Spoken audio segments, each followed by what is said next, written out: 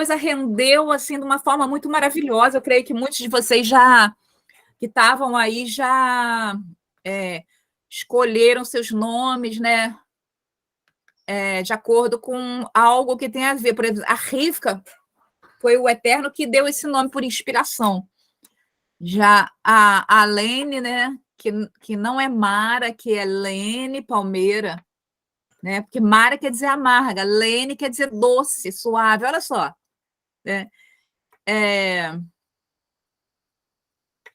Você já pensou em algum nome, Leocádia? E aí a gente descobriu coisas assim maravilhosas. A gente descobriu semana passada, por exemplo, que a Nádia, né? Nádia quer dizer, é um nome russo que quer dizer esperança. E aí o nome dela assim caiu que nem uma luva, né? Tikva. Olha que nome lindo, Tikva, né? Que o Hatikva é o hino de Israel, né? Que é a esperança. E o nome dela é Tikva. Meu nome é Simha, alegria. Porque os nomes judaicos, todos eles, seja pessoa religiosa ou não, ou são nomes ligados à Bíblia, e a maioria dos nomes bíblicos tem um significado, né? Na verdade, eu diria que todos. E os nomes lá que não são ligados à Bíblia também têm um significado. Por exemplo, a irmã da minha amiga lá é Shirá, né? E a Kabbalah, ela acredita que o nome ele também ajuda na criação no receptor. Inclusive, os rabinos cabalistas, eles dizem que, por exemplo, se a pessoa tiver por muito tempo numa situação difícil, uma situação de doença crônica, dificuldade de vencer determinados padrões de comportamento, ou mesmo uma doença aguda, que o nome da pessoa deve ser mudado, né? O nome da pessoa pode ser mudado. Por exemplo, ou a mãe está grávida de uma criança que é diagnosticado algum problema na criança, ou mesmo na infância, ou mesmo na idade adulta, o nome deve ser mudado, porque o nome ele influencia diretamente naquilo que a pessoa é, no receptor daquela pessoa, né?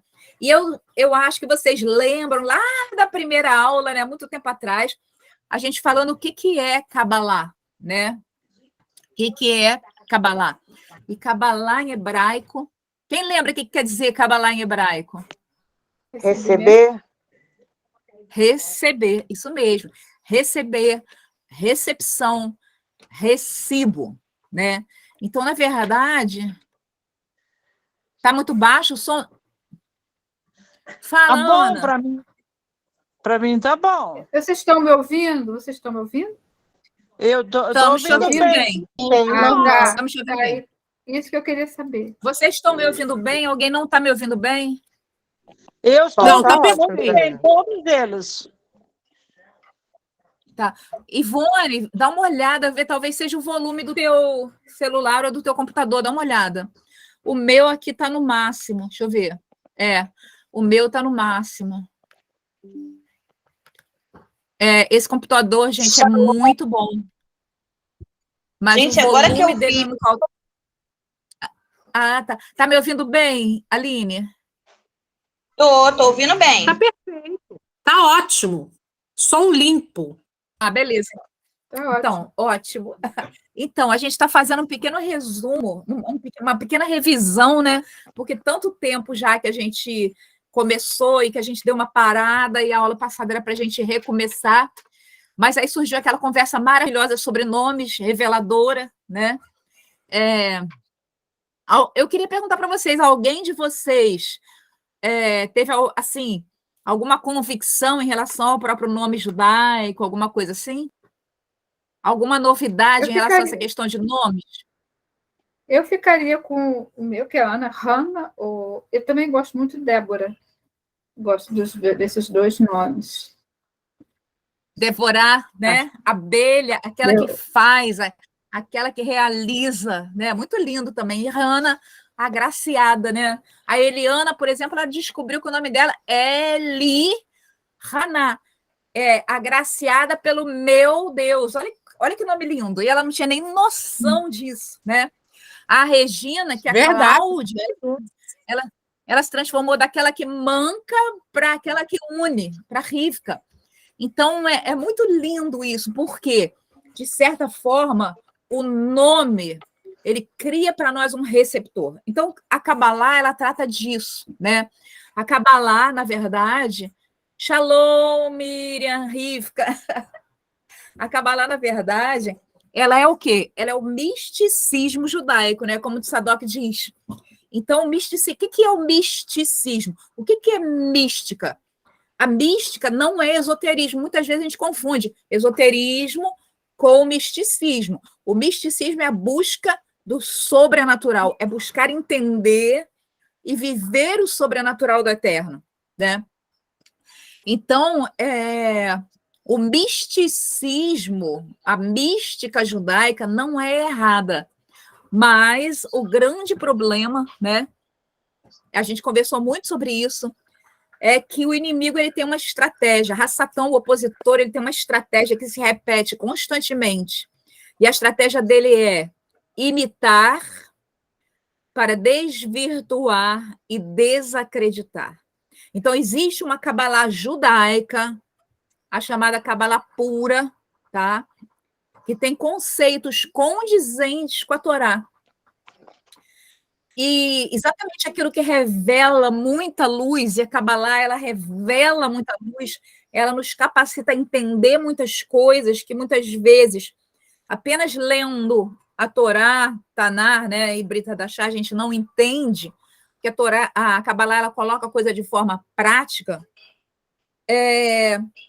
O inimigo, o que ele faz? Ele rouba, imitando, desvirtua, para nos fazer desacreditar, para fazer a gente achar que é algo mal.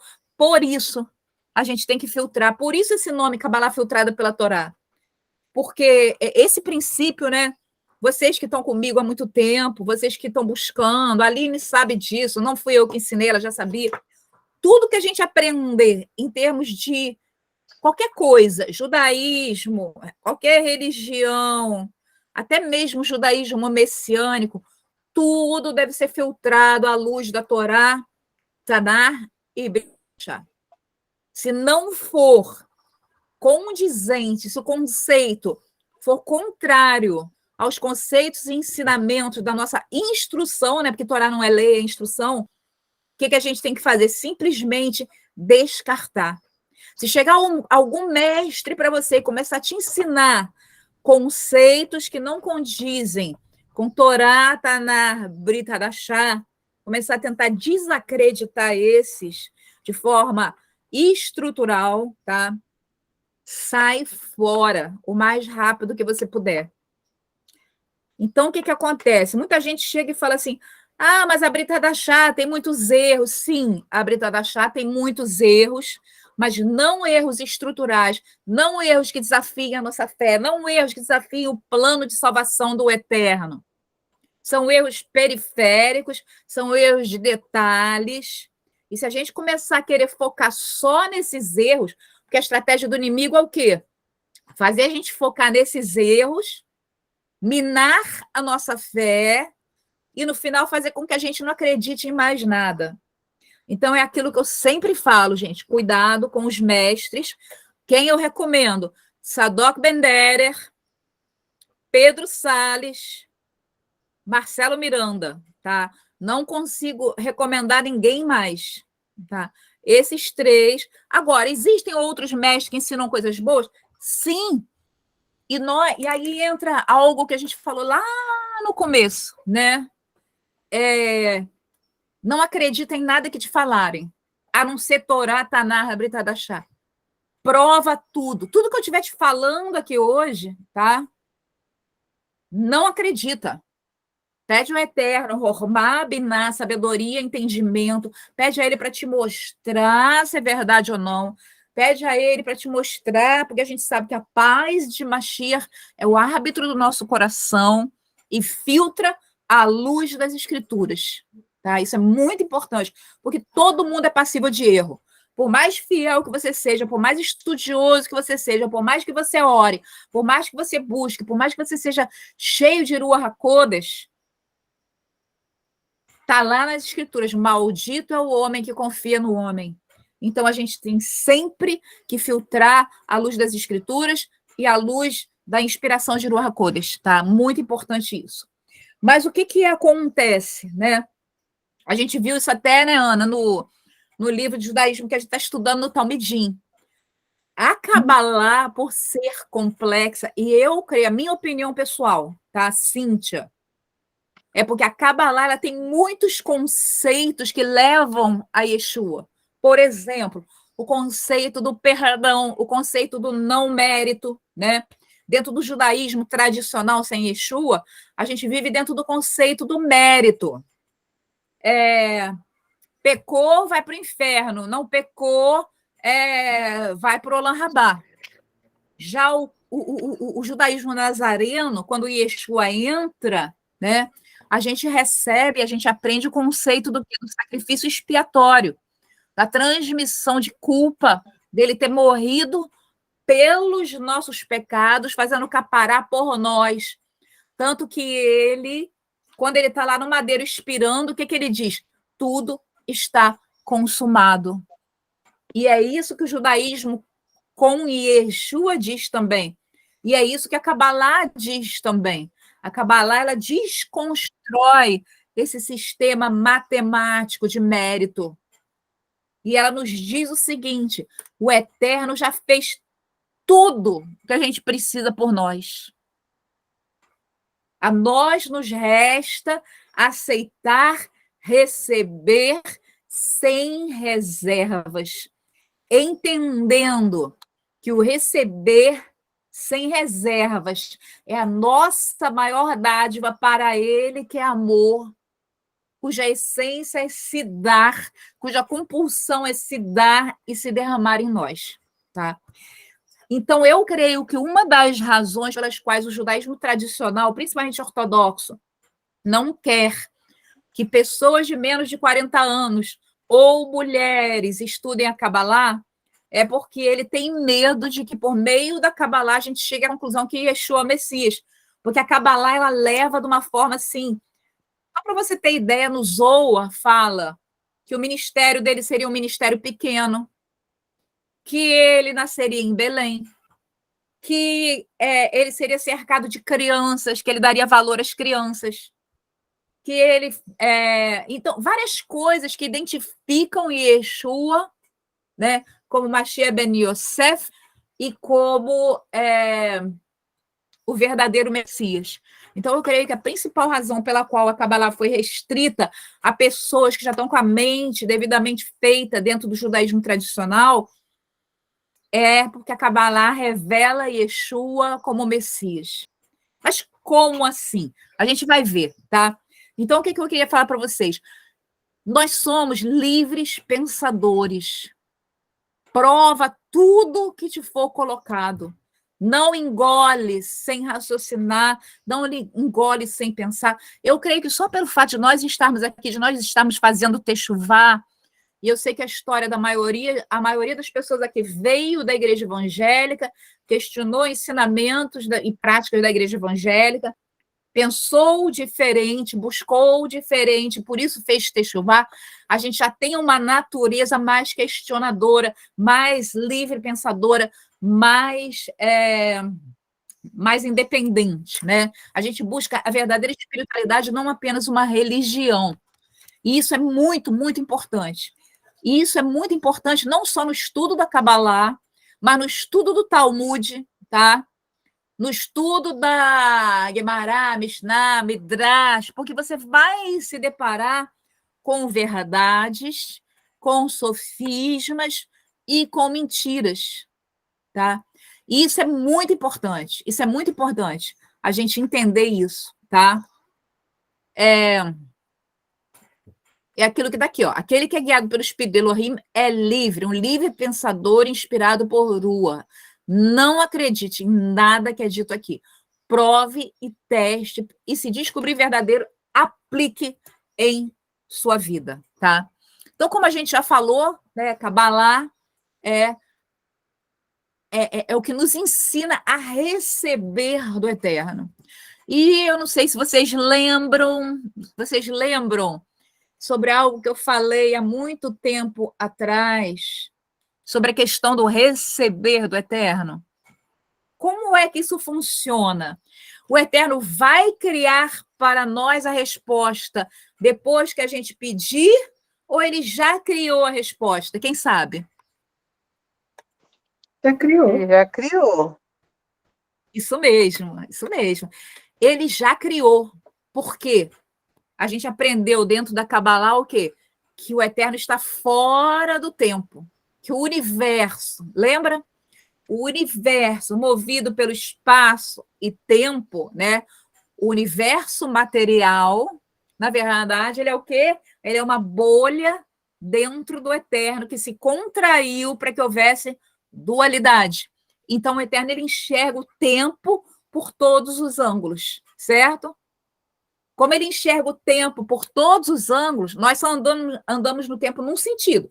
Ele enxerga o tempo por todos os ângulos. Então, quando ele criou o universo material, ele já sabia que hoje a Rivka, né, a Débora, a Elhaná, a Leocádia, a Marcos, a Shirá, todos vocês estariam aqui. E ele já sabia tudo que nós precisaríamos durante toda a nossa vida, que é chamado em hebraico Parnassá, provisão. A Parnassá é um conceito hebraico de que quando nós viemos ao mundo, o Eterno já emanou dele para nós tudo, absolutamente tudo que nós precisamos ou nós vamos precisar algum dia. E tudo isso está pairando ao nosso redor no mundo espiritual. E a Kabbalah nos ensina a trazer do mundo espiritual para o mundo material tudo que o Eterno já emanou dele para nós. E aí a gente entende aquelas palavras de Mashiach, né? Quando orardes, crede que recebestes e vos será feito. Então, quando você entende que aquilo que você precisa, aquilo que você quer, o Eterno já criou para você no mundo espiritual, não depende mais dele, né? Muitas vezes, principalmente quando a gente vem do cristianismo, a gente acha que o Eterno é aquele velhinho, está lá de braço cruzado, né? E você está ali pedindo, suplicando, sofrendo, Senhor, me dá, Senhor, me dá, Senhor, me dá. E ele fala assim, ora mais um pouquinho, se humilha mais um pouquinho, né? Se santifica mais um pouquinho, que eu vou pensar no seu caso. Não é assim. Ele já deu. Ele já fez nascer dele para nós. Não cabe mais a ele, cabe a nós trazermos para a nossa realidade, criarmos o receptor para recebermos tudo aquilo que ele já colocou para nós, que é exatamente tudo que nós já precisamos ou que nós vamos trabalhar. Então, olha só, segundo o Tzadok Ben-Der, o misticismo judaico trata de questões sobrenaturais e transcendentais, de onde viemos, para onde vemos, como é o trono do eterno, segredos da criação. A Kabbalah fala de outras dimensões espirituais, anjos, demônios, o trono do eterno, viagens celestiais, arrebatamentos, tudo isso fala a Kabbalah, tá? E como o Tzadok fala, a Brit Hadashah, né, o Novo Testamento, é um livro altamente cabalístico. Mas por que ele é altamente cabalístico? Porque ele trata de sobrenaturais, muito sobrenaturais. Milagres, maravilhas, visões, o anjo que vem e anuncia Mashiach, a Miriam, né? Tudo isso é o sobrenatural do Eterno. E não apenas a Brit Hadashah, mas também o Tanar, ele é cheio do sobrenatural do Eterno. E se a gente parar para pensar, a nossa vida, a partir do momento em que a gente busca e se aprofunda, ela também é cheia do sobrenatural do Eterno. Eu vivi isso no sábado para o domingo aqui, que a gente foi orar lá no monte, no meio da floresta, e as folhas se acenderam, a coisa mais linda, sabe? As folhas ficaram fluorescentes e começaram a brilhar e a pulsar, a coisa mais linda. Então, isso é sobrenatural. Então, a Kabbalah, ela quer descobrir o mistério, tá? E a gente recebe o mistério de quem? Do alto, tá? Vamos lá. Quais são os pontos positivos de estudar Kabbalah? Quem lembra?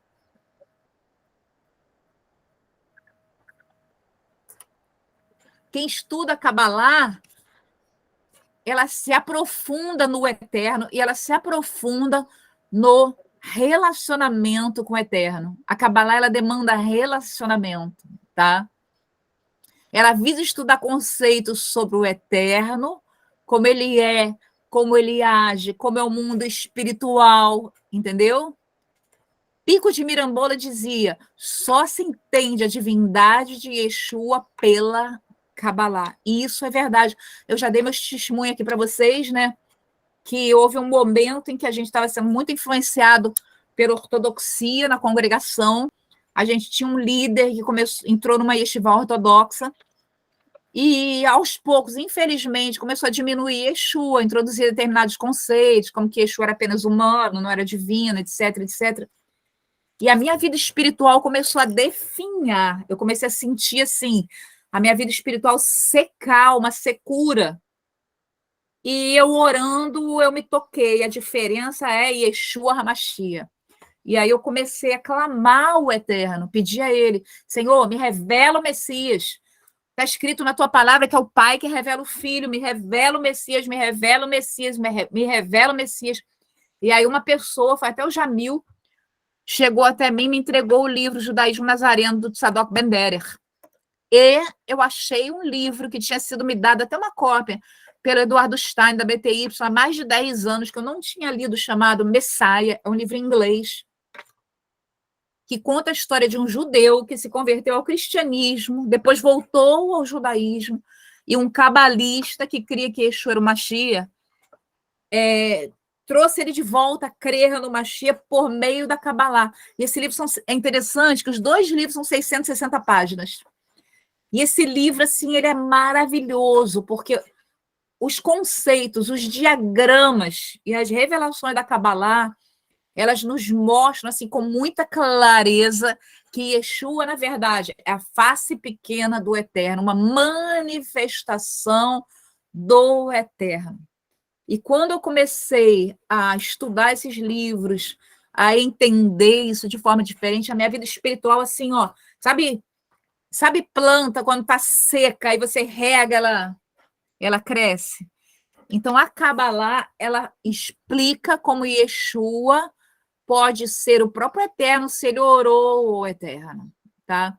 É muito interessante, a gente vai ver isso, a gente vai ter uma aula, né, que eu estava falando mais no final, que a gente não deu essa aula ainda, só sobre Yeshua na Kabbalah. Quem quiser se adiantar, lá no capítulo 9 do livro do Tzadok Ben-Derer, tem uma explicação resumida, mas muito boa, muito direta, sobre como a Kabbalah revela Mashiach, tá?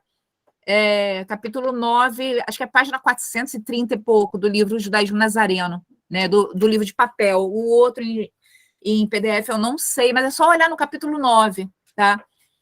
A Kabbalah provando que Mashiach é, na verdade, uma Kenumá, uma emanação do Eterno. Mas vamos lá. Perigos da Kabbalah. Quem lembra dos perigos da Kabbalah? Negar que Mashiach foi um homem comum, né? Não, a Kabbalah, ela não fala isso, ao contrário. Quem fala isso é o judaísmo ortodoxo tradicional, tá? Aliás, na verdade, não é nem o judaísmo ortodoxo tradicional. O judaísmo ortodoxo tradicional fala que Yeshua foi um enganador, tá? Quem fala que Mashiach foi um homem comum são os ebionitas, que já surgiram lá no 1º século, tá? Como uma dissidência, uma heresia dos nazarenos ou dos do caminho. Eu, pessoalmente, creio que esse ensinamento ele se origina de um sincretismo do judaísmo nazareno com o judaísmo ortodoxo e uma influência ortodoxa dentro do judaísmo nazareno, tá? Como se a pessoa quisesse, assim, acochambrar os dois, misturar os dois. É muito interessante a gente entender. Por exemplo, semana retrasada eu tive uma conversa com um casal que veio lá do Marcos Abraão. E eles falaram comigo o seguinte: Marcos Abraão era um pastor evangélico, uma igreja cheia do Espírito Santo, depois virou judeu messiânico, crendo na divindade Mashiach, uma igreja, uma congregação messiânica enorme, Aí chegaram alguns judeus antimessiânicos, começaram a colocar alguns conceitos para ele, ensinar, ele se deslumbrou com aquilo, e ele começou a pregar que Yeshua era apenas mais um mestre, mais um sábio de Israel. Gente, não existe a opção de Yeshua ser um grande mestre.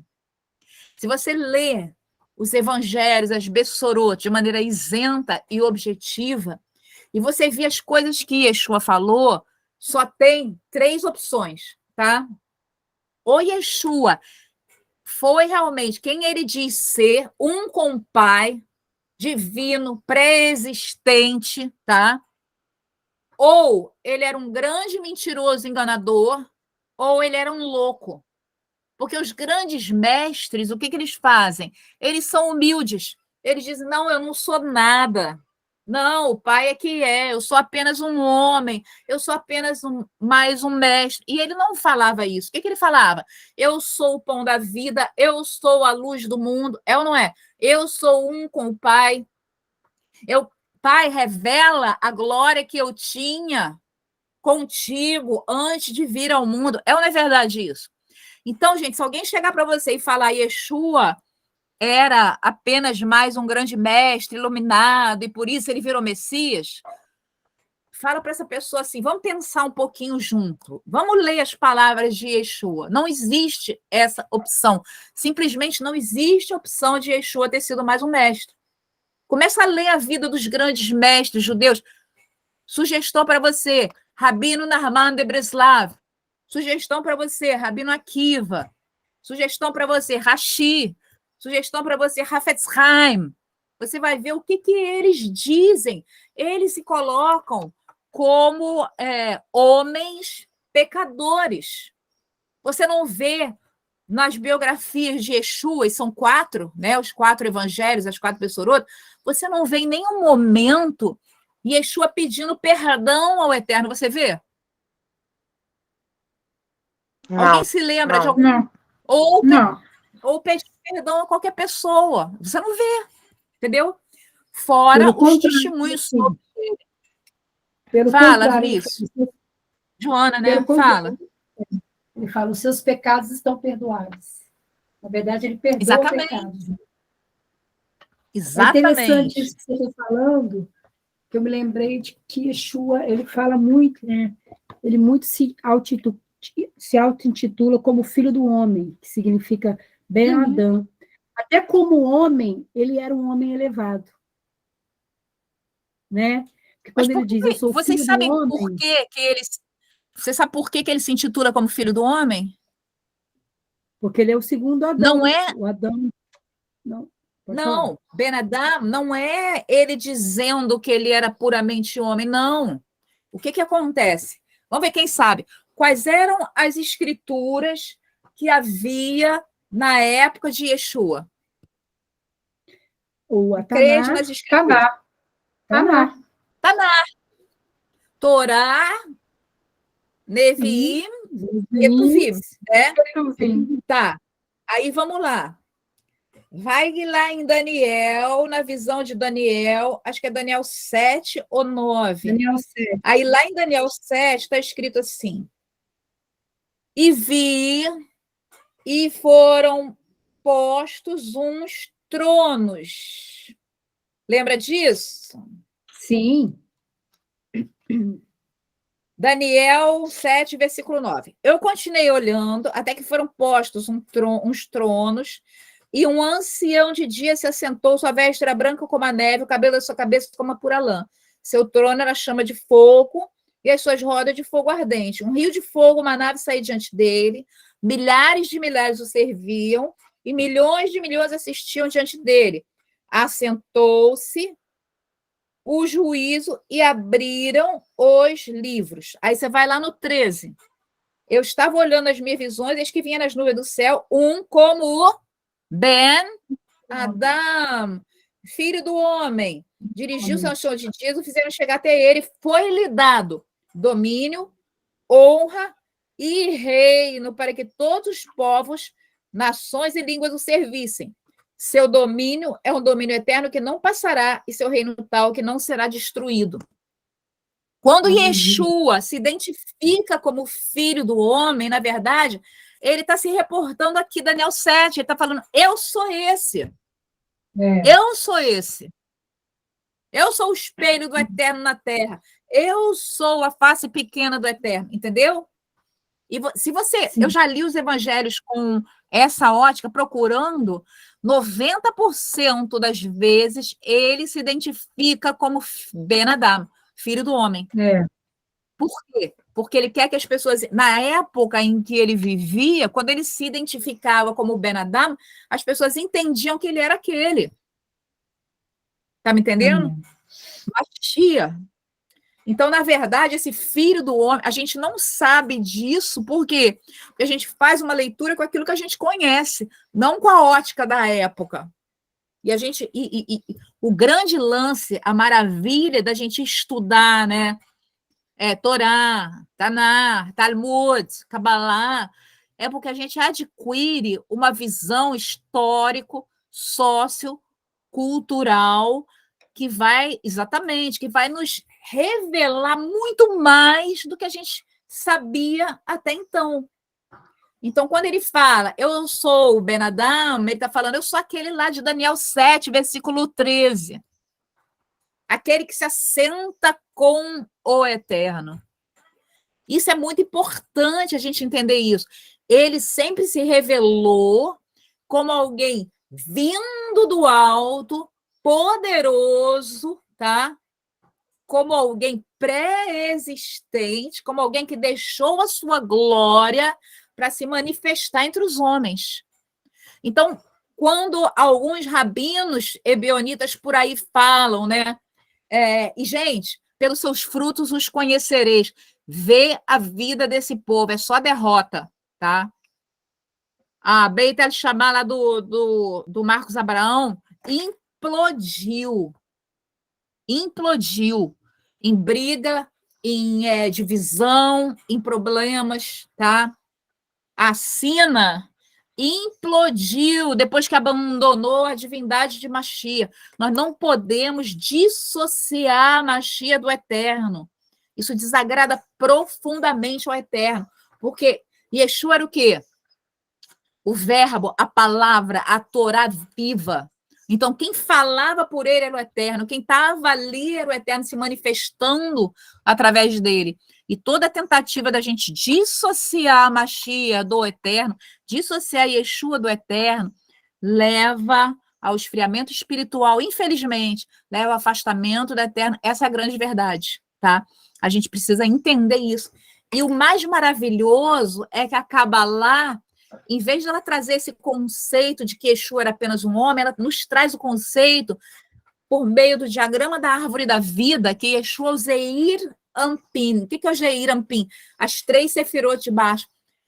Yeshua, na verdade, é a face, é conhecida na Kabbalah Mashiach, é conhecido como a face pequena do Eterno, tá?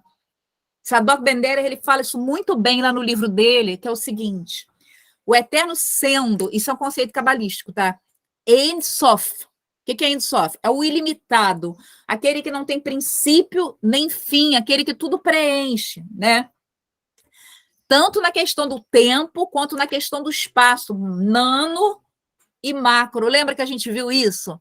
Aquela aula foi maravilhosa, eu aprendi tanto, gente, eu aprendo tanto nessas aulas com vocês, que nós somos o universo. Lembra que a gente falou da teoria das cordas?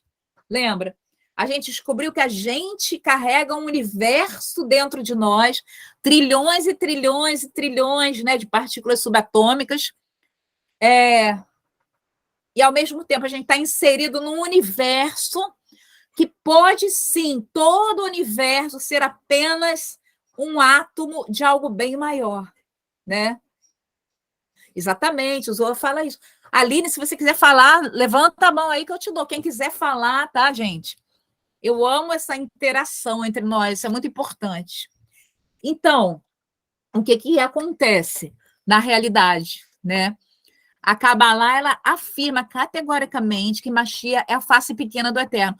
Como assim? O Eterno sendo o Ein Sof, sendo ilimitado, né? Ele está além da nossa compreensão. Quem diz que compreende o eterno, ou é louco, ou é mentiroso. Não dá. A nossa mente limitada, ela não consegue abarcar o eterno. Tanto que está lá, Deuteronômio 29, o que ele fala? As coisas ocultas pertencem ao nosso Deus e as reveladas a nós, a nossos filhos, para sempre. Então, existe o oculto, existe aquilo que está além de nós, né? E Tzadok fez uma imagem assim, muito legal, tá? A gente tem 2 tipos de eletricidade. A gente tem 220 e 110. Se você ligar um aparelho 110 no 220, o que acontece?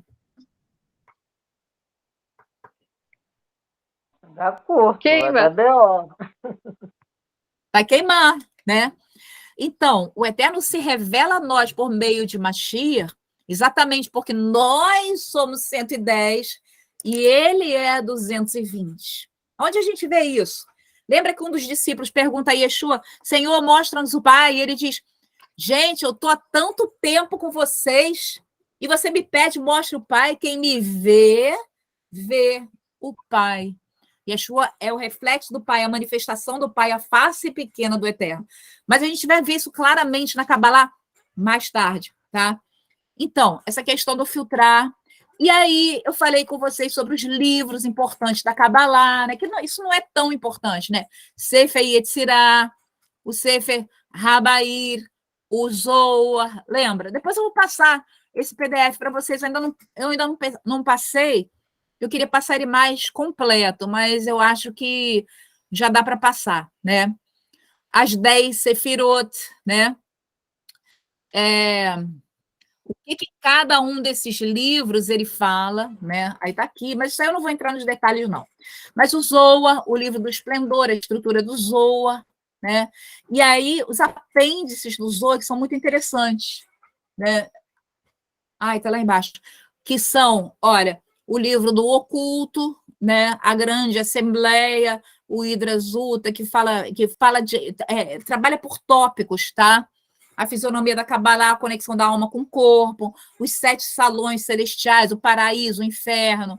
Lembra que eu li até uma parte sobre o Mashiach, que no Shabat ele se levanta, ele entra no Palácio da Misericórdia, ele visita todos os doentes, todos aqueles que sofrem, etc. É lindo, gente, né? E aí o Zohar, o que ele faz? Ele explica o propósito da vida, porque o mundo foi criado, como o mundo foi criado e porque eu estou aqui. Mas como ele faz isso? Na verdade, o Zohar, ele é um livro de comentários às parashot. Ele é dividido em parashot, né? Lá no nosso templo, a gente tem o Zohar com os comentários, são 23 volumes. Na verdade, é uma enciclopédia, né? Ela é enorme. Ele foi escrito em aramaico, não foi escrito em hebraico. Fala, Joana. Amiga, interessante Pode isso que falar. você está falando, a questão de que Yeshua entra no Palácio da Misericórdia, que a gente percebe que na Brit Hadashah, os dias que Yeshua gostava de curar eram no Shabat, né?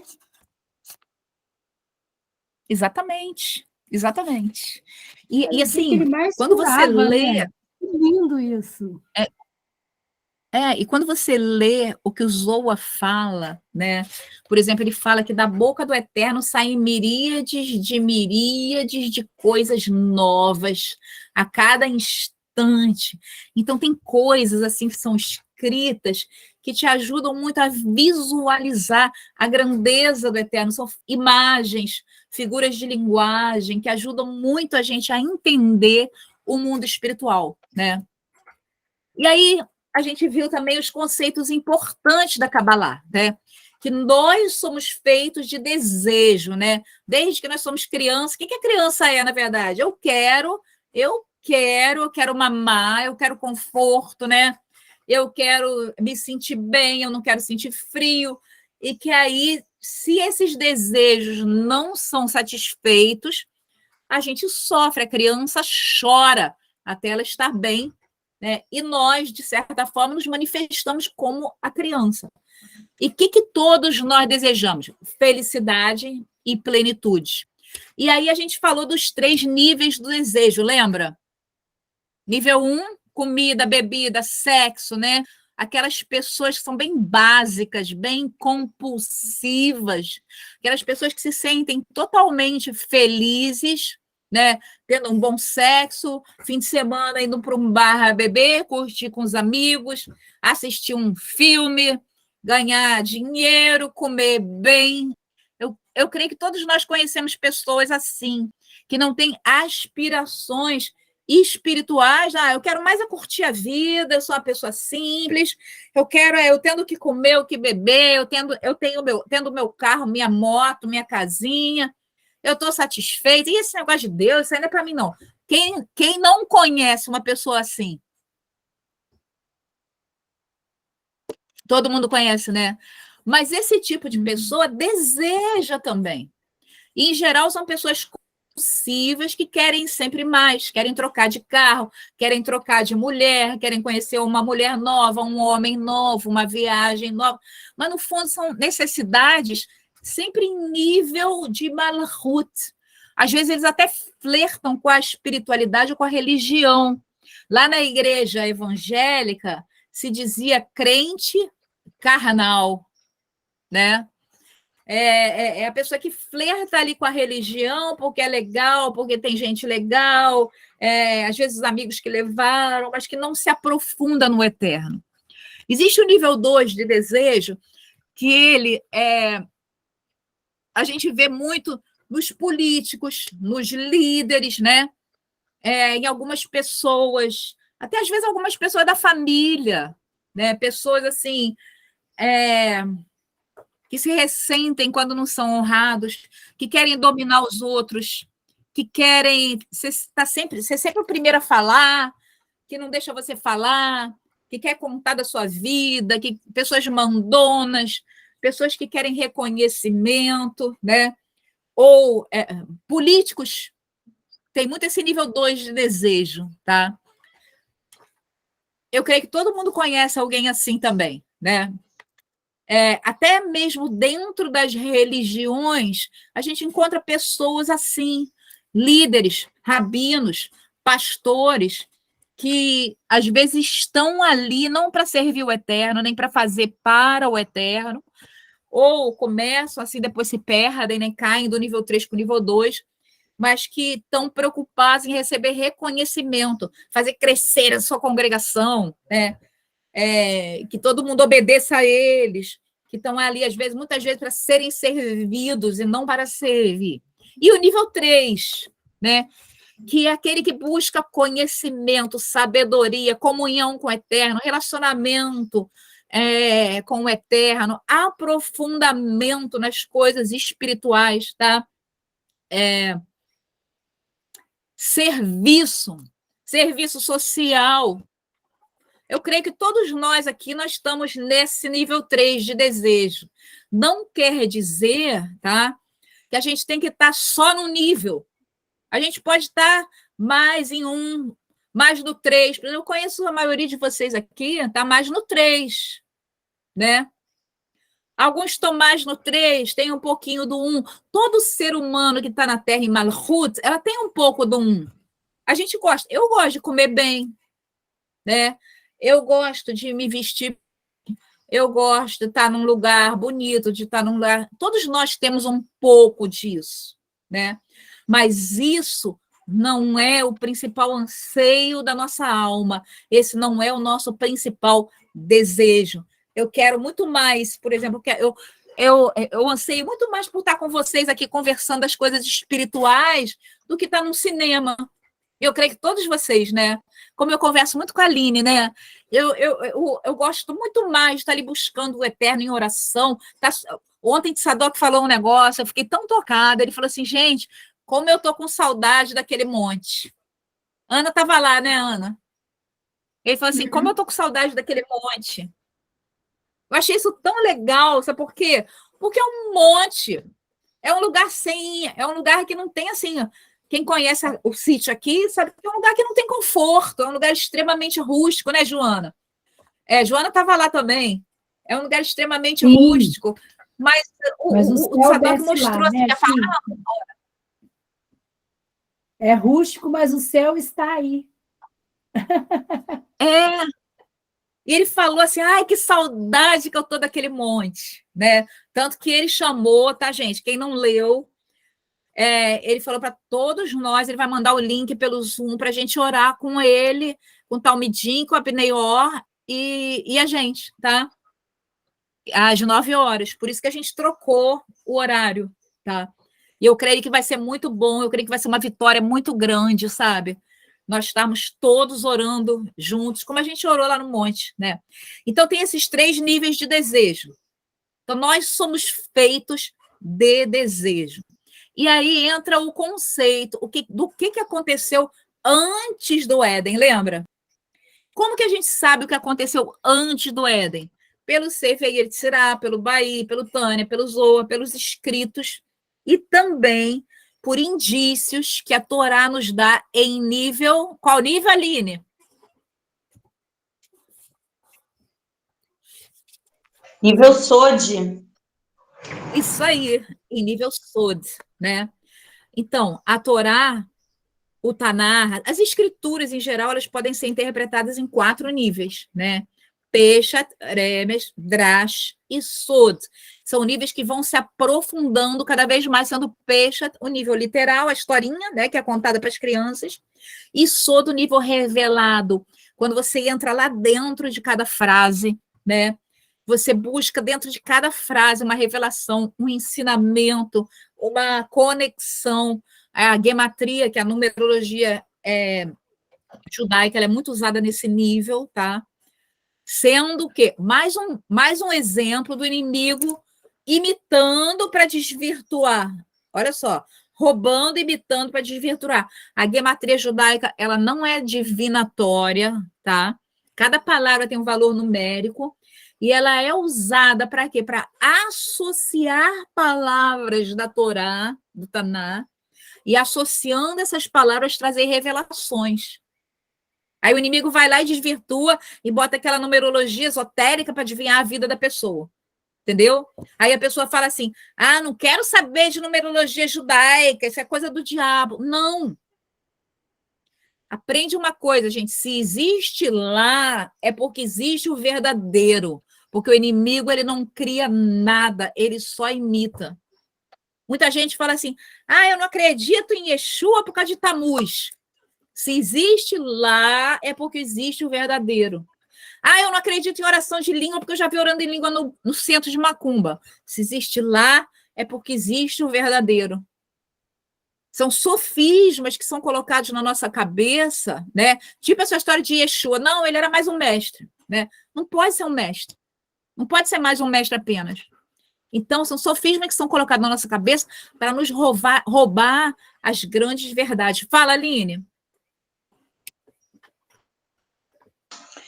Então, eu queria falar a respeito do nível Sod, rapidinho. O nível Sod, às vezes as pessoas acham que vai trazer algo inusitado, né? Assim, o nível Sod, ele é nada mais do que o aprofundamento do que a gente tem no Peshat. Ele nunca muda o Peshat. Essa é a diferença da Kabbalah filtrada pela Torá. Então, assim, ele vai trazer, né? Essa semana eu estava aqui, estava dando uma olhada, por exemplo, na Parashat Toledot. Vou até tentar ver se eu acho aqui.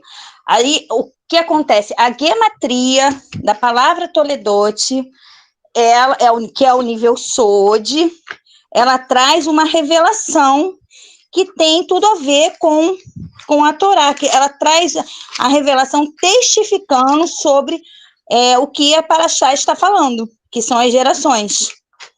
Então, quando a gente fala sobre o nível Sod, né, que fala sobre a gematria, a numerologia, é nesse sentido. Ela sempre é como se ela tivesse Quando a gente vai no cartório e faz uma autenticação, fazendo uma autenticação dessa palavra, né, do Peshat. Por exemplo, Toledot. A gematria de Toledot, ela é 840, e aí a gente vai Aí, olha só, que fala sobre as gerações. Aí, o 8, a gente sabe que é o número do eterno. O 4 é o número do Mashiach, que é a porta. E o 8 com 4 dá 12. 12 são o quê? As 12 tribos. E aí a raiz é 3, e as 12 tribos vêm da onde? Dos patriarcas. Então, a Parashá Toledot, que fala sobre gerações, a gematria está totalmente ligada, está reafirmando o nome da Parashá. Isso é um nível Sod pautado na Torá. É muito interessante isso, né? E é muito rico. É muito rico, né? É muito maravilhoso. Exemplo de gematria, né? A palavra Nahash, serpente, e a palavra Mashiach tem a mesma numerologia. E aí o que acontece? Isso eu vi num livro judaico tradicional que falava da serpente de bronze que o Eterno mandou Moshe construir, colocar em cima de um madeiro, e quem fosse picado no deserto pelas serpentes abrasadoras e olhasse para a serpente, era curado. Olha só, olhasse para a serpente na expectativa de ser curado, tinha sua vida salva. Olha só que coisa maravilhosa. Aí o próprio judaísmo fala, tá, que a gematria entre serpente e Mashiach é igual. Aí a gente vai lá na Brit Hadashah, no Novo Testamento. O que Yeshua fala? Assim como a serpente foi levantada no deserto, eu serei levantado, atrairei todos a mim. Olha que coisa maravilhosa. A própria gematria testifica isso. Fala, Aline. Não, e mais que isso, né? O pecado, ele entra através de uma serpente que está no madeiro, numa árvore, e sai pelo Mashiach, que tem a mesma gematria da serpente, pelo madeiro, né? Então, assim, você vê que a gematria, ela é perfeita, assim. Muito bom isso. E aí, quando a gente começa a se aprofundar e entender as coisas nesse nível mais profundo da Torá, né, das escrituras todas, porque todas as escrituras podem ser entendidas nesse nível, né? Por exemplo, quando a gente faz o estudo da Parashá, qual é a ótica? Descobrir Mashiach em cada Parashá, em cada porção da Torá, né? E ele se encontra em cada porção da Torá, simbolicamente, numa pessoa, num personagem, numa situação em nível Sod. Então, a Kabbalah, ela é toda nível Sod. Por exemplo, quando a Kabbalah diz, tá? A Kabbalah, resumidamente, tá? A Kabbalah fala o seguinte: o eterno, que era o Ein Sof, o infinito, aquele que preenchia todas as coisas com plenitude, com luz, com tudo de bom, só o bem, não dualidade. Ele cria um receptor. Esse receptor, né, o recipiente, é chamado Adam Kadmon, o homem, o ser primordial. Então, o Eterno, ele cria um receptor para receber tudo aquilo que ele é, para compartilhar de tudo aquilo que ele é. Ele é pleno, ele é luz, ele é prazer, ele é bondade, ele é perfeição. E ele cria um companheiro para ele, uma contraparte, que receberia tudo aquilo que ele é. Então, o Eterno, ele é o doador e existe um receptor. Fala, Marcelo. Então, aí por o eterno ser amor puro, né? Ele manda 24 horas para a Terra, ele emana prosperidade para toda a humanidade. Porém, muita coisa fica retido por causa das barreiras celestiais, por causa da desobediência, entendeu? Mas ele não para de mandar prosperidade para nós, 24 horas mandando. Conforme a gente vai agindo, vai se mexendo, a gente vai tomando posse delas. E a maioria delas fica retida por causa da confusão que está aqui na Terra, né? Desobediência, ninguém tem tempo. E é isso que eu queria falar, entendeu? Eu peguei só uma pontezinha aí. Uhum. Exatamente. A gente viu, né?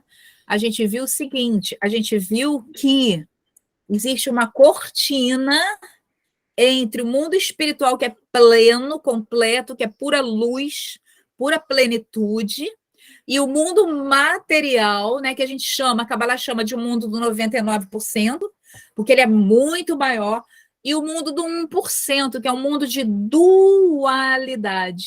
É um mundo no qual o Eterno se restringiu, se contraiu, para que pudesse haver o quê? Plenitude e ausência de plenitude, bem e ausência de bem, paz e ausência de paz, né?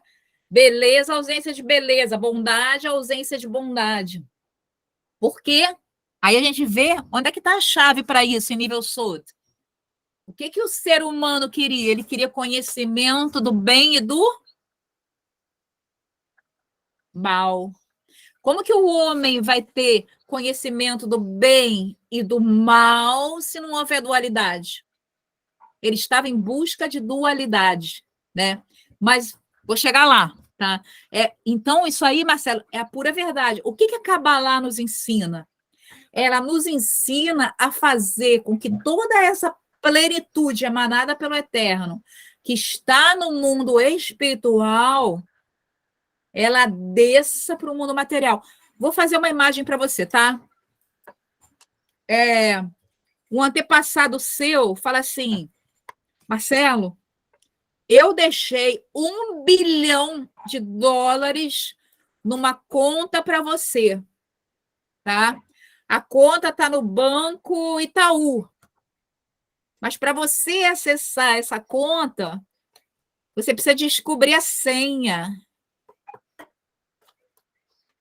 Eu vou te dar algumas dicas para você descobrir a senha, mas você só vai ter acesso a essa conta que vai transformar a tua vida numa vida de abundância, de plenitude, de felicidade, se você descobrir a senha.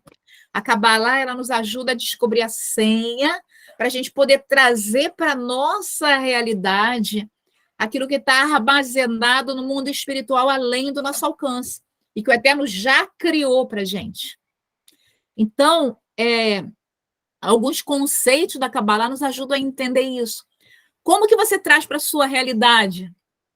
A gente já viu um desses conceitos. Como que você traz para a sua realidade aquilo que está no mundo espiritual? Yeshua falava constantemente sobre isso. Ele nunca falava assim, eu te curei, eu te sarei. O que que ele falava?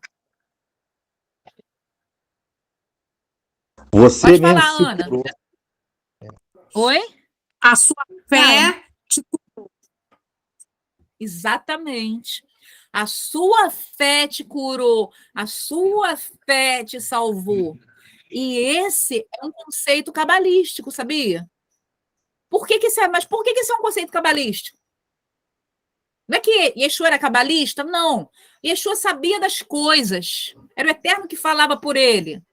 A Kabbalah, na verdade, ela define as coisas como elas são, né?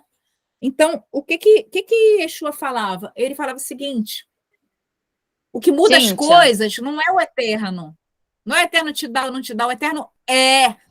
Ele é tudo que você precisa. Como que ele se revelou a Moshe? Qual o nome que ele deu para Moshe? Quem sabe? Eu sou. Eu serei o que serei. Ou seja, eu sou tudo aquilo que você precisa que eu seja na hora que você precisa que eu seja.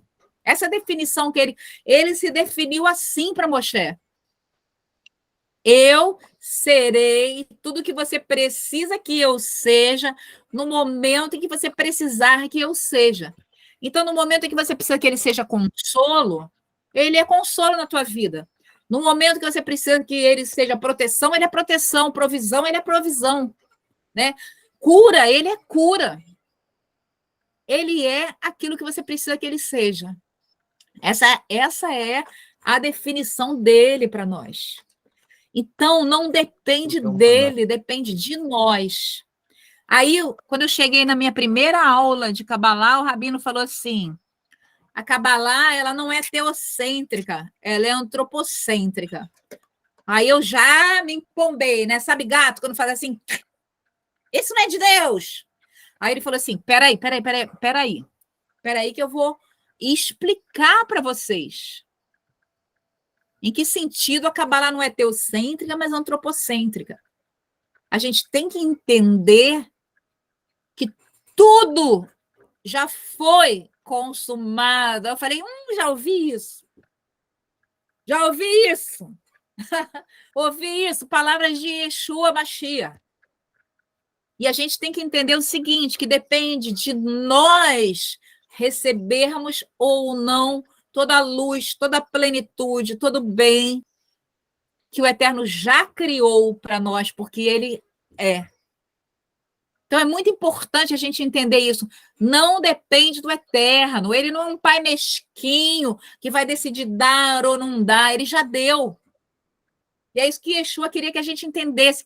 Quando orardes, crede que recebestes, a gente já recebeu, e vos será feito. Eu tenho muita experiência com isso, sabe? Toda vez assim eu falo, Senhor, obrigada por essa bênção que tu já criaste para mim desde antes do mundo material existir. E a coisa acontece, gente. Quando a gente se compenetra disso, tem essa revelação, fica tudo muito mais fácil, muito mais fácil. Mas aí o que acontece? Olha só. A gente viu que nós somos feitos de desejo, né? Nós queremos. E aí nós queremos o quê? Eu dei um exemplo para vocês, não sei se vocês se lembram. Aquela casa lá da ogiva, que o templo é atrás. Houve um momento na minha vida que o que eu mais queria era aquela casa. Eu estava louca por aquela casa. Eu jejuei por aquela casa, eu lutei por aquela casa, eu briguei por aquela casa, eu sonhei com aquela casa. Depois, eu consegui aquela casa. Foi a vontade do Eterno que aquela casa existisse para mim. E depois eu consagrei aquela casa para o Eterno. Mas depois aconteceu um momento na minha vida em que eu não queria mais aquela casa. O que eu mais queria era conseguir sair daquela casa e vir para o sítio. Então, a gente vê que a gente tem desejos, e quando a gente conquista aquilo que a gente desejou, a gente quer outra coisa. E a Kabbalah fala o seguinte, que, na verdade, esse desejos por coisas que quando a gente conquista, por exemplo, conquistei um carro novo, aí você fica todo feliz que você conquistou um carro novo. Mas, na verdade, não é um carro novo que você quer. É a sensação de sucesso, de conforto, de bem-estar, de ter um carro novo, ter uma casa nova, ter algo conquistado. E, com o tempo, essa sensação ela vai o quê? Ela vai se desvanecendo. Fala, Ana.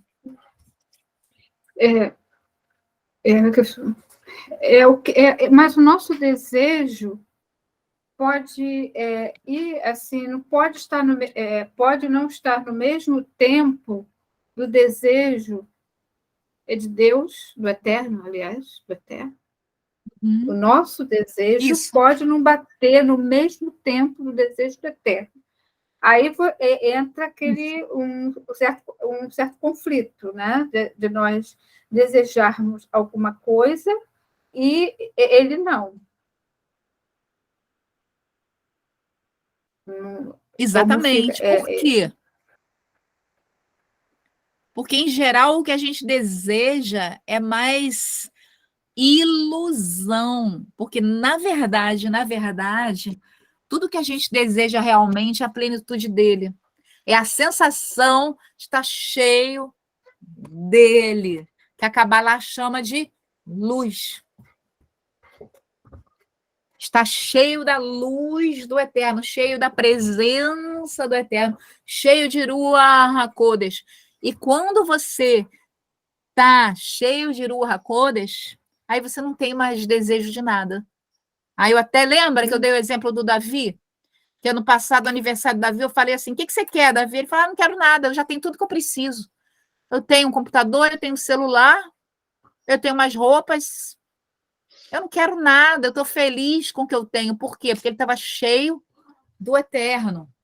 Então, o ser humano, mesmo o pior ser humano, mesmo aqueles políticos lá que estão desejando poder, que estão desejando milhões na conta deles, que estão desejando luxos, caviar, champanhe, vinho de 800 euros, na verdade, o que eles desejam realmente é serem cheios do Eterno, só que eles não sabem disso. Eles querem a sensação, porque tudo que o ser humano busca, na verdade, é a sensação única de ser cheio da luz do eterno, de ser cheio do eterno. Só que muitas vezes ele busca, como você bem falou, na hora errada e na coisa errada. Mas todos nós andamos em busca da luz, da satisfação, que é uma satisfação Assim, espiritual e não física. Fala, Joana. lembrei de um conceito psicanalítico que Lacan fala, que cabe um pouco com isso, né? Lacan fala que o ser humano deseja ser desejado, né? Exatamente, por que isso? exatamente. Porque a gente está E sempre quando que o ser humano vai se sentindo sentir falta. cheio desse desejo? Quando ele estiver pleno em Deus. Oi, fala de novo. Exatamente. Quando ele estiver pleno exatamente. em Deus. Deus que é o único capaz de nos desejar de maneira plena e correta. Exatamente isso. Né? Eu já ouvi dizer o seguinte, que todo ser humano tem exatamente um vazio exatamente do tamanho do eterno. Então, muitas vezes a gente deseja equivocadamente, né? A gente deseja alguma coisa, a gente deseja alguém, mas na verdade o que a gente deseja é essa sensação de felicidade, essa sensação de plenitude que um dia a gente teve, como Adam Kadmon, né? E que a gente só vai ter novamente quando a gente for cheio da luz. E o que é a luz? Dentro da Kabbalah, a luz é uma metáfora, tá? Que traduz tudo aquilo que o ser humano deseja, tá? Todos os tipos de prazer, prazer físico, prazer espiritual, deleite. Quando você está com amigos, quando você está com numa festa, quando você está com o marido, a esposa, quando você está com um filho no braço, um filho novo, ou um neto novo, que você vê pela primeira vez, coloca no seu colo, ou quando você se apaixona, tudo isso cabe num pacote só, que é a luz, tá? O Michael Berger, ele falou o seguinte, olha só que coisa interessante. Quando um raio de sol bate uma gota de água na chuva, a luz se refrata nas cores do arco-íris. Assim como esse único raio de luz do sol inclui todas as cores do espectro, a luz contém todas as cores da alegria e plenitude que as pessoas buscam nas suas vidas. E quando você realmente se une ao eterno, é cheio da luz dele, você para de ficar desejando outras coisas. Eu tinha uma amiga que falava assim, né? Foi numa época que a gente vivia assim, a gente estava vivendo muito intensamente a presença do eterno nas nossas vidas e tal, e a gente morava na Tijuca. E era interessante que a gente não saía da Tijuca. A gente não tinha vontade de sair da Tijuca. A gente não tinha vontade de viajar, mas a nossa vida era tão abundante ali em experiências espirituais. E ela falava, era Cláudia o nome dela. Ela falava assim, gente, isso é que é viver uma vida abundante, uma vida cheia de aventura, né?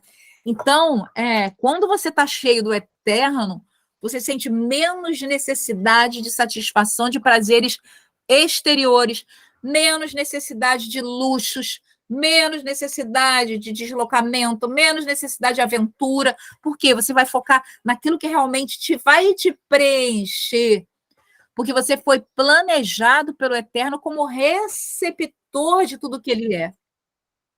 E a única coisa que vai verdadeiramente te preencher é ele. Fala, Marcelo. Com certeza, Sucote preencheu todo mundo, ninguém queria ir embora de lá, tá todo mundo com saudade. Ali todo mundo pegou essa luz um pouquinho, foi maravilhoso, né? Exatamente. Ninguém queria ir embora, e era um lugar desconfortável, todo mundo acampado em cabana, subindo morro, descendo morro, ou não é? Ninguém comeu carne, mas ninguém sentiu falta disso, porque o Eterno nos preenchia, né? Por meio da oração, por meio do louvor, por meio do cântico, por meio da dança, por meio da interação, né? Então, eu acho que é o exemplo perfeito que você deu. A vida abundante, ela não está fora de nós, ela está dentro de nós. Fala, Ana. Por isso que quando Yeshua veio, ele veio de uma maneira, se despojou de tudo e veio na simplicidade, deixando tudo para trás, aí ele mostrou o que você está falando, né? Que ele não precisava de nada, apesar de ele ter tudo, né? Ele ser o eterno, a manifestação do eterno. Então, ele mostra aí que nós não, quando nós estamos cheios da presença do eterno, nós não precisamos de coisas materiais. Claro que nós precisamos no dia a dia, mas não é o principal, né? Isso, a nossa fome, o nosso desejo não está focado nisso, mas está focado no eterno. E você quer ver, olha só, que coisa linda, como o Eterno coloca isso de forma explícita para a gente. Machia, onde ele nasceu? Belém. Numa manjedoura. Na manjedoura, em Belém, na manjedoura. Animais como ao redor, né? Como ele viveu, né? As raposas têm seus covis, mas o filho do homem não tem onde reclinar sua cabeça. E dizem que Nazaré é uma das piores cidades, né? É uma cidade mais simples de Israel, né? Exatamente. Nazaré. Exatamente. Fala, Aline. Um dos conceitos da Cabala é que nós somos um recipiente, né? E a gente é um recipiente para receber e para dar o que a gente recebe. Tanto a nível espiritual como a nível material. Quando a gente entende isso, que a gente está aqui para compartilhar, a gente é muito mais abençoado. E quando a gente tem uma vida com o eterno, uma vida de busca, que é o que a Cíntia falou, realmente os nossos prazeres não estão nas coisas materiais, não estão nesse mundo, né, no Olam Hazé, mas estão nas coisas do eterno. Ainda que nos falte alguma coisa, nós somos prósperos, porque a gente não foca naquilo que falta, a gente está satisfeito com aquilo que a gente tem. E isso é prosperidade. E eu tenho vivido isso, assim, na minha vida muito forte, né? Não me falta nada, ainda que esteja me faltando algumas coisas, eu não sinto falta de nada. E o tempo que eu tenho tido com o Eterno, com a palavra, com as coisas que eu tenho aprendido dele, tem me suprido tanto que a minha filha fala assim: mãe, você não sai de casa. Ela me chama para ir lá fora, ou para ir ali no bar, né, da minha vizinha, porque às vezes tem churrasco lá, alguma coisa, e eu não vou. E ela fica: mãe, você não sai, mas eu não sinto vontade, porque ao invés de ir para lá, me divertir, rir, brincar, eu prefiro ficar aqui, lendo, estudando, meditando, orando, e assim, eu tenho me sentido tão saciada com isso, que eu não sinto falta das outras coisas. E é exatamente isso, o que a Cíntia está falando, né? Dessa busca que sacia esse vazio que o ser humano tem, né? Que foi perdido lá no Éden. E é interessante porque isso é algo que acontece naturalmente, não é algo que você pode procurar fazer, não. Quando você se volta para o eterno, né?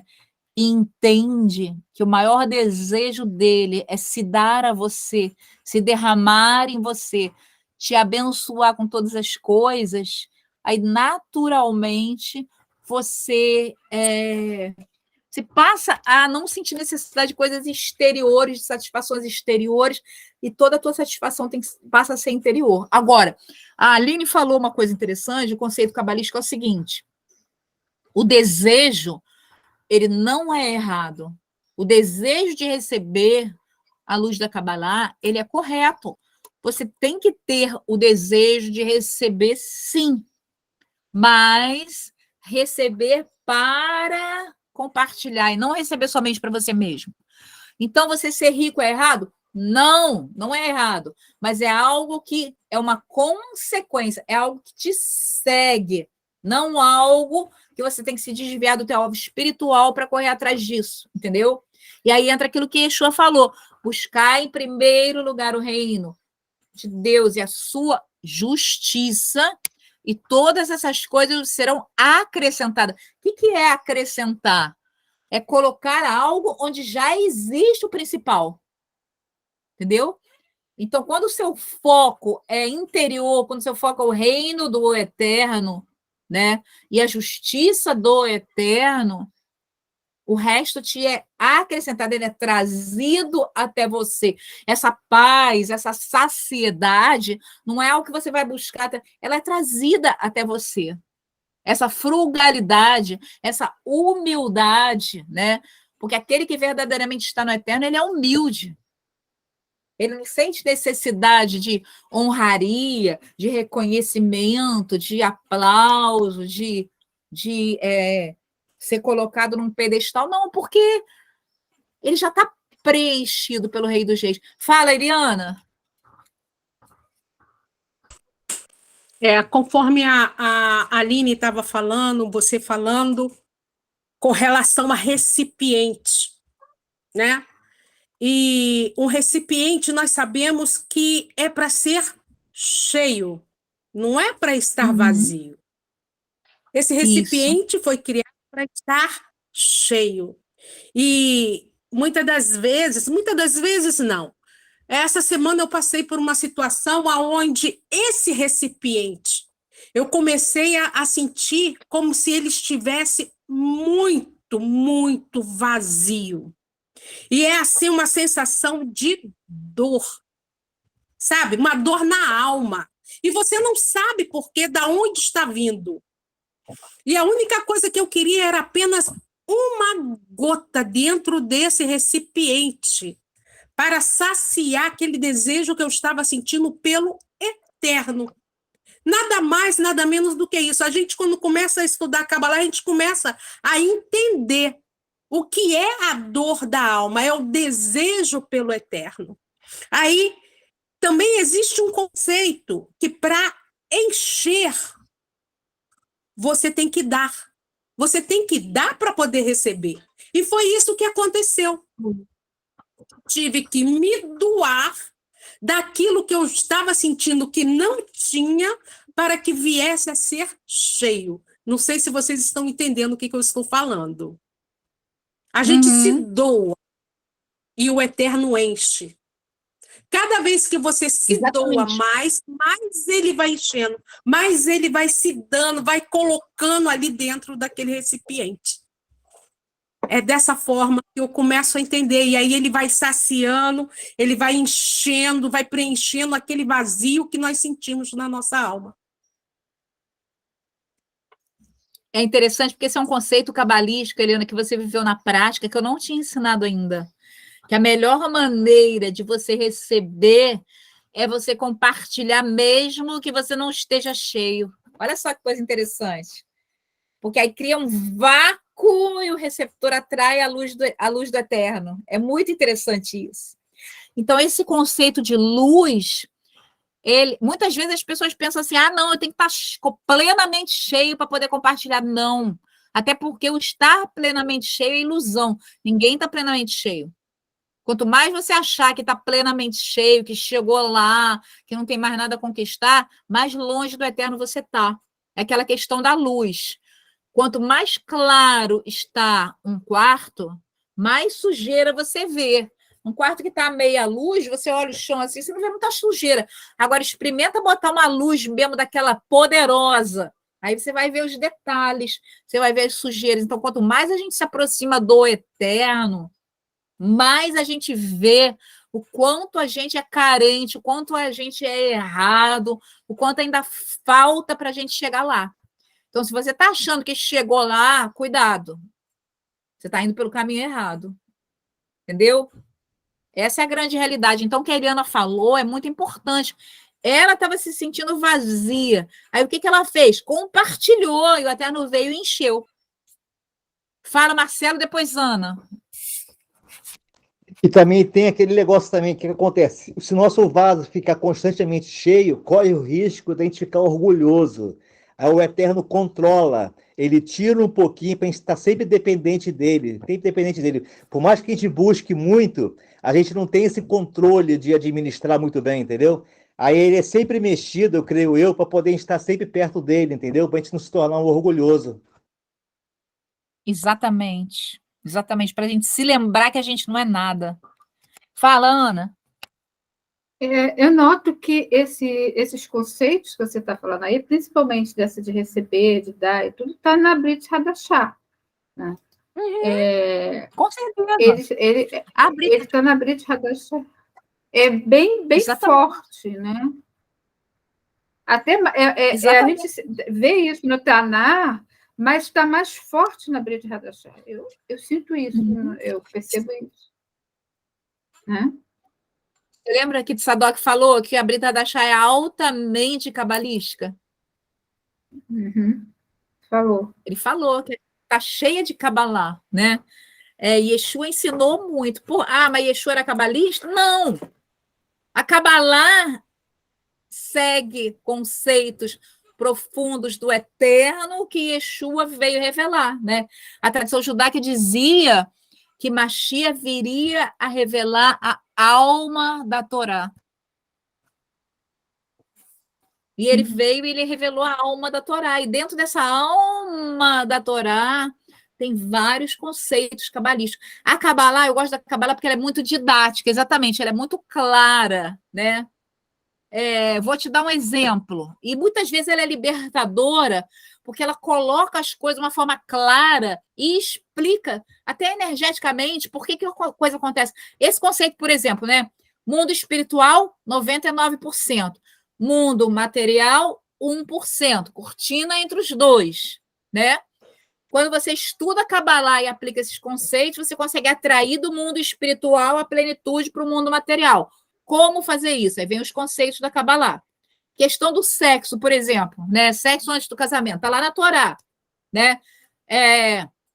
Você subentende na Torá que você não pode fazer sexo antes do casamento. Na Kabbalah é explicado o seguinte: quando você faz sexo com uma pessoa, a sua alma se cola naquela pessoa, tá? E você adquire tudo que aquela pessoa é espiritualmente, energeticamente, e a sua alma fica ligada à alma dela por pelo menos 20 anos. Quando você aprende isso, aí você vai entender por que o Eterno abomina o sexo promíscuo, né? Porque se você faz sexo promiscuamente com uma pessoa, aquela pessoa é promíscua também, tua alma vai ligar com aquela pessoa, com todas as pessoas a quem aquela pessoa se ligou, e com todas as pessoas com quem aquelas pessoas se ligaram. Imagina isso? Imagina? Os milhares de pessoas, disse, já é provado. Almas. Já foi Imagina a provado bagunça. isso cientificamente, como a Aline falou. É provado, exatamente. Mas é um conceito cabalístico, como o Big Bang é um conceito cabalístico. Então, a Kabbalah, ela explica muita coisa, até à luz da física quântica, da ciência, né? A gente estava falando da teoria das cordas, que está sim com a Kabbalah, né? O que é a teoria das cordas? É tão interessante. A teoria das cordas, essa eu não conheço. Teoria das cordas. A gente vai rever agora, nesse resumo que a gente está fazendo, foi a última coisa que a gente estudou, foi a teoria das cordas. Eu vou falar sobre isso. Eu estou planejando a gente fazer 3 aulas de revisão, entendeu? Até porque tem muita gente que está chegando agora, no meio do caminho, né? A Márcia, você mesmo, o Marcos, não assistiu todas as aulas, Joana. Então, vamos fazer essa revisão, né? Para a gente se situar e depois a gente continuar. Inclusive, a gente já pegou a parte mais complicada, agora é mais fácil, tá? Que a gente vai entrar nos conceitos da Kabbalah para o dia a dia, a novidade, né? Reatividade, não reatividade, etc. Então, o que acontece? A Kabbalah, ela define essa plenitude, o nosso desejo, tá? O que a gente está em busca? A gente está em busca de luz. A luz se dividindo, né, em vários aspectos, várias facetas. Prazer físico, prazer espiritual, plenitude, verdade, bem-estar, amor, alegria, né, o fruto do espírito, etc. E aí, o que é muito interessante? Que as Bessorot, né, os evangelhos, nos evangelhos, Yeshua fala muito de luz. E o que ele fala? Olha só, alguns versículos, né? enquanto estou no mundo, sou a luz do mundo. A luz resplandece nas trevas e as trevas não a compreenderam quando Yohanan fala de Mashiach. Nele estava a vida, nele Yeshua estava a vida, e a vida era a luz dos homens. O próprio Yeshua falando, enquanto tendes luz, crede na luz, falando dele mesmo, para que sejais filhos da luz, né? E vários outros versículos, olha só, Mateus 4,16, o povo que estava sentado em trevas viu uma grande luz, e aos que estavam sentados na região da sombra, da morte, a luz raiou. Então, a Kabbalah, ela entende que a luz é aquilo que o Eterno emana e derrama no receptor. E a gente já viu mais tarde também, só acrescentando, a gente vai voltar a isso, quem é esse receptor? Antes do Éden, era um só, um receptor no mundo espiritual, Adam Kadmon, que no momento em que o Adam Kadmon desejou dualidade, desejou criar também, desejou co-criar, desejou escolher e não apenas receber, o Eterno criou o mundo material e o Adam Kadmon foi multifacetado e milhares e milhares e milhares de almas que somos nós. Tudo que existe, tudo que nós vemos é parte, né? São como se fossem fagulhas, centeiras, cacos desse receptor primordial que existia lá no mundo espiritual. Por amor, o Eterno criou o universo material, que na verdade é um palco onde nós podemos exercer a capacidade de co-criar, a capacidade de viver em conhecimento do bem e do mal. O ser humano, né, lá no Éden, né, quando fala que a serpente falou o quê para Nahash falou o quê para Eva, para Havá? Vocês sereis conhecedores do bem e do mal. Havia um desejo de dualidade, de conhecer como seria a realidade sem a plenitude constante do Eterno. Por quê? Por causa do pão da vergonha, lembra? Mas isso aí é para outra aula. Então, o que a gente entende? A luz do Eterno, que é a emanação do Eterno preenchendo o receptor. Olha que coisa interessante. Luz. O próprio Mashiach se revela a nós como luz, como a emanação do Eterno que preenche a nossa vida. É muito lindo isso, porque mais do que tudo, ele se revela assim, como Ben-Adam, como filho do homem, mas ele se revela como a luz do mundo, o pão da vida, em oposição ao pão da vergonha, o pão da vida. Olha que coisa linda, né? Fala, Ana. É interessante que isso tudo que você está falando, que é a primeira vez que eu assisto esse tipo de aula, né? Sobre a Kabbalah, e levando para quem saiu do cristianismo, né? Talvez é o que falta ao cristianismo, este entendimento, e fica muito mais fácil. Agora, fazendo tudo que você está falando, eu me lembrando tudo que eu aprendi no passado, e tudo dá uma visão muito mais clara da Brit Hadashah, que é onde o cristianismo se baseia na maior parte, né? E claro, na Tanakh também, mas principalmente na Brit Hadashah. Mas muita gente fica, assim, às vezes, perdida na Brit Hadashah. Claro que tem a Rua, né? Que ensina e tudo, mas se tivesse esse entendimento, seria muito mais fácil entender realmente o que está na Brit Hadashah, né? É muito interessante isso. Exatamente, exatamente. Então, na verdade, a Kabbalah, ela é uma, como é que eu vou te falar? Como se fosse uma diagramação. Ela trabalha muito com alegoria, com mostrando as coisas. Por exemplo, quando você estuda a Kabbalah e você entende que tudo que nós vemos, tudo que existe, na verdade, está dentro do Eterno, como se tivesse assim, imagina assim, na barriga dele ele tivesse se restringido e criado dentro da barriga dele um universo de presença e ausência para que houvesse dualidade, para que ele pudesse saciar o nosso desejo de dualidade e permitir nós realizarmos a experiência de luz e trevas. E para que nós pudéssemos criar, co-criar com ele, que era o nosso desejo. Mas por que que isso aconteceu? Por que foi criar? Por que existiu em nós esse desejo, tá? De co-criar? Por quê? E aí entra um conceito da Brita Dachá também. O que Yeshua fala? Não existe maior amor do que esse, do que dar a sua vida pelos seus amigos. Qual é a maior dádiva que você pode dar a alguém?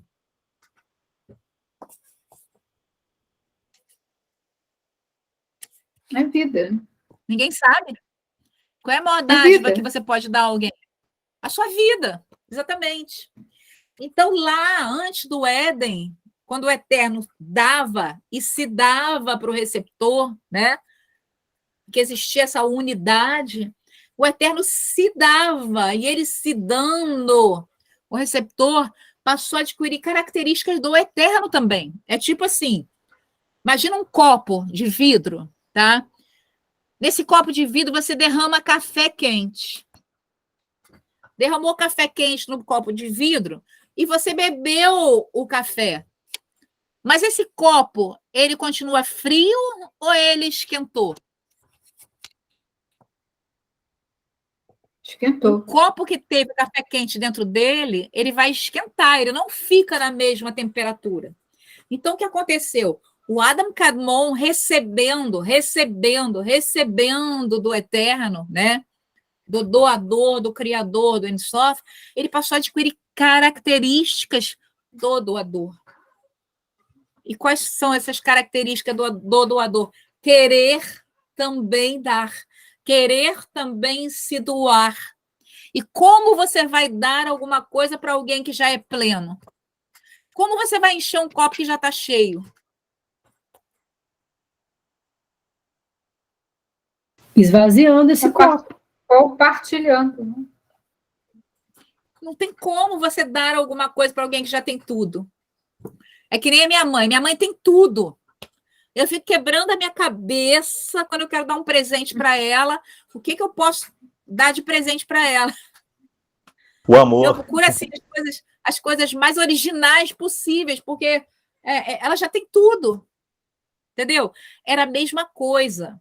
Por receber do Eterno, foi criado em nós o desejo também de dar, de retribuir esse receber, de controlar esse receber. Então, esse mundo, esse universo de dualidade, ele foi criado pelo Eterno para nós, por amor, e aí, Cíntia, com o intuito de nos permitir a experiência de também dar, de trocar. E para que você possa preencher alguma coisa, é preciso que haja o quê? Vácuo. Se não tiver espaço, você não consegue preencher nada. Exatamente. Por isso esse mundo de dualidade. Fala, Joana. Não é à toa que Yeshua disse, é dando que se recebe. Né? Yeshua disse, é dando que se recebe. Interessante Exatamente, exatamente. Mas o grande... Gente, é muito linda a história de amor do Eterno conosco.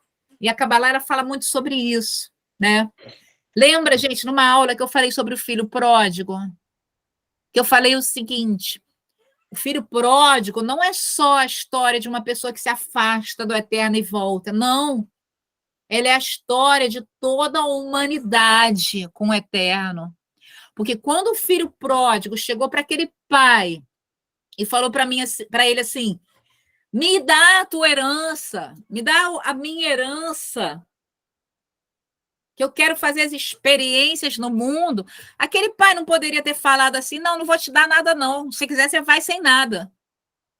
Mas aquele pai, mesmo sabendo que aquele filho ia se ferrar, que aquele filho ia gastar tudo, que aquele filho ia sofrer, o que ele fez? Ele pegou a parte dele da herança e deu para ele, permitiu que ele fizesse a experiência. E aí, o que aconteceu? O filho fez a experiência, detonou o dinheiro do pai, que era dele, né? Ficou no buraco, chegou no buraco, ficou na pior. Quando ele estava lá no fundo do poço, o que veio para a vida dele? Consciência. Eu estou pior do que os empregados da casa do meu pai. E aí ele voltou, quando ele voltou quebrantado, ele voltou consciente, e ele voltou entendendo que o sistema do pai, que aquilo que o pai fazia era o jeito certo e era o melhor. Essa é a nossa história com o Eterno ao longo da eternidade, é isso que vai acontecer. Mas isso aí é para a próxima aula. 20h43 já. Gente, semana que vem a gente continua, então, tá? Eu queria pedir, por favor, Eliana, você está aí? Sim, estou. Ora, por favor, para a gente terminar. E aí, Tá bom. daqui a pouco, 9h, ou talvez um pouquinho antes, eu vou jogar o link do Zoom nos grupos para vocês entrarem, tá? É do Zoom. Quem não tiver Zoom, Tá. aproveita esse tempinho para instalar o Zoom no celular, tá bom? Vai, Eliana, por favor. A Selma pediu para avisar que está instalando o Zoom e o celular dela está configurando, ainda está em 17% e não sai de 17%, que provavelmente não vai conseguir. Ela e aquele celular dela. Tá bom, vamos lá. Eu falo, iPhone não presta. Vamos orar. Ô, Pai, Bora. Senhor meu Deus e Pai, te agradecemos, Senhor, por esta aula, por esses estudos, aonde, Senhor, são estudos aonde nós aprendemos a nos aproximar mais e mais de Ti. Que nós possamos, Senhor, estar guardando, Pai, na nossa mente, no nosso coração, esses estudos, para colocar em prática. Que nós possamos, Senhor, ser um recipiente verdadeiramente cheio da Tua luz e que possamos compartilhar esta luz, Senhor, com outros, o qual, Senhor, tem se aproximado de nós e que precisam tanto também, Pai. Venha ser, Pai, com a nossa morar, que a cada dia, Senhor, o Senhor possa estar usando ela de forma tremenda e poderosa, acumulando, Senhor, sabedoria sobre a vida dela para que ela possa estar compartilhando conosco. Que ela possa estar, Senhor, a cada dia, Pai, desempenhando o papel o qual Tu queres que ela faça. Uma líder cheia do Teu Aruba Hakodesh. Seja, Pai, conosco, venha ser conosco daqui a pouco, Pai, naquela reunião de oração, que o Senhor possa estar preparando a cada um de nós, o nosso coração, enchendo-nos, Senhor, com Teu Aruba Hakodesh, dando-nos sabedoria no falar, para, Senhor, nos expressar diante de Ti, da nossa oração e da nossa súplica. Seja com cada um de nós, Pai. É a oração que eu lhe faço, em nome de Yeshua HaMashiach. Amém. Amém. Amém. Amém. Amém. Baruch Hashem. Gente, até mais. Amém. Muito obrigada. Amém. Muito bom estar com vocês aqui. Muito obrigada pelo interesse de vocês, tá? E aí, semana que vem, a gente continua 7h.